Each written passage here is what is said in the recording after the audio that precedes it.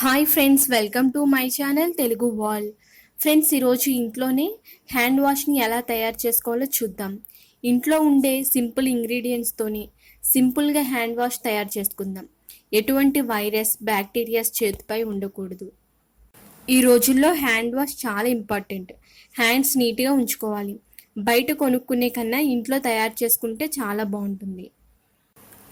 Okay friends, hand వాష్ని ఎలా తయారు చేసుకోవాలో చూసే ముందు మీరు కనుక ఈ ఛానల్ని సబ్స్క్రైబ్ చేసుకోకపోతే తప్పకుండా సబ్స్క్రైబ్ చేసుకోండి. అలాగే పక్కనే ఉన్న బెల్ సింబల్ని కూడా క్లిక్ చేయండి. ఫ్రెండ్స్, ముందుగా మీరు ఇంట్లో ఉండే ఏదైనా ఒక సోప్ని తీసుకోండి.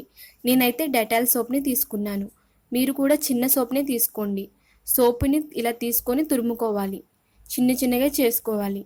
మీరు దీనికోసం చిన్న సోప్ని యూజ్ చేయండి, లేదంటే గట్టిగా అయిపోతుంది. ఈ రోజుల్లో శానిటైజరు, హ్యాండ్ వాష్ చాలా ఇంపార్టెంట్. కాబట్టి నేను ఆల్రెడీ శానిటైజర్ తయారు చేశాను. మీకు కావాలంటే లింక్ డిస్క్రిప్షన్లో ఇస్తాను, చూడండి. చూసారు కదా, ఈ విధంగా సోప్ని తురుముకున్నాక పక్కన పెట్టుకోండి. తరువాత మీరు ఇంట్లో ఉండే కలబంద ఉంటే కనుక ఈ సైజులో ఉన్నాయి ఒక 2 తీసుకోండి. కలబంద పైన ఉన్న తొక్కను తీసేసి కలబంద గుజ్జుని తీసుకోవాలి. ఒకవేళ కలబంద లేకపోతే మార్కెట్లో దొరికే అలోవెరా జెల్నైనా ఒక 2 స్పూన్లు తీసుకోండి. కలబంద చేతిపైన ఉన్న బ్యాక్టీరియాను, క్రిములను నాశనం చేయడానికి బాగా ఉపయోగపడుతుంది. చర్మాన్ని ఆరోగ్యంగా ఉంచడానికి కలబంద బాగా సహాయపడుతుంది. మిక్సీ వేసుకోవాలి కాబట్టి మీరు మిక్సీ జార్లో వేసుకోండి. చూసారు కదా, ఈ విధంగా కలబంద గుజ్జును మిక్సీ జార్లోకి వేసుకొని మెత్తగా చేసుకోవాలి. చూసారు కదా, ఈ విధంగా మెత్తటి గుజ్జులా చేసుకొని పక్కన పెట్టుకోండి. ఇప్పుడు సోప్ని ఎలా తయారు చేసుకోవాలో చూద్దాం. ముందుగా ఒక గిన్నెలోకి ఒక 2 గ్లాసుల వరకు వాటర్ని తీసుకోండి. దీనిలో ఆల్రెడీ పక్కన పెట్టుకున్న తురుముకున్న సోపుని కొంచెం వేసుకోండి. తరువాత ఈ వాటర్ని గ్యాస్ మీద పెట్టి సబ్బు కరిగే వరకు వేడి చేసుకోవాలి.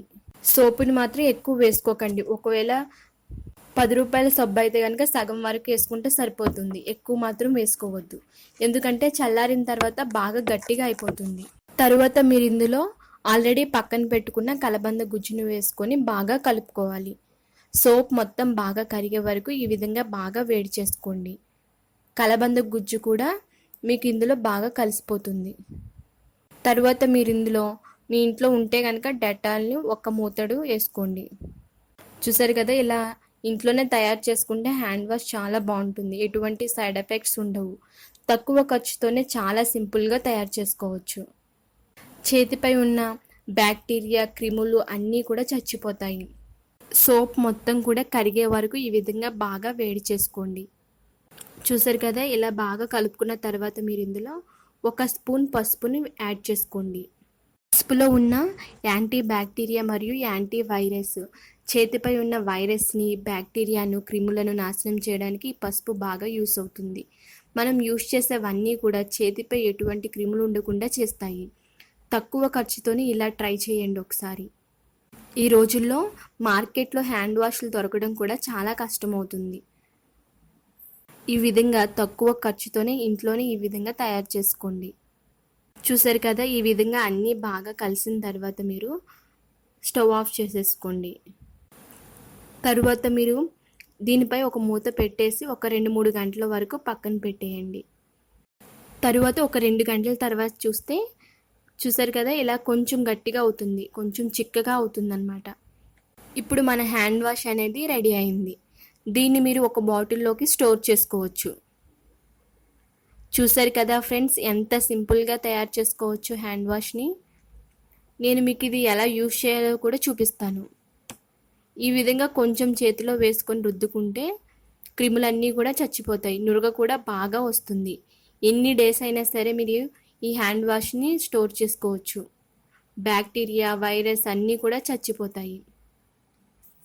ఓకే ఫ్రెండ్స్, చూసారు కదా హ్యాండ్ వాష్ని ఎలా తయారు చేసుకోవాలో. ఒక్కసారి మీరు కూడా ఇంట్లో ట్రై చేయండి. ఓకే ఫ్రెండ్స్, మీకు కనుక ఈ వీడియో నచ్చినట్లయితే లైక్ చేయండి. అలాగే మీ ఫ్రెండ్స్కి కూడా షేర్ చేయండి. మీ అభిప్రాయాలను కామెంట్ రూపంలో తెలియచేయండి.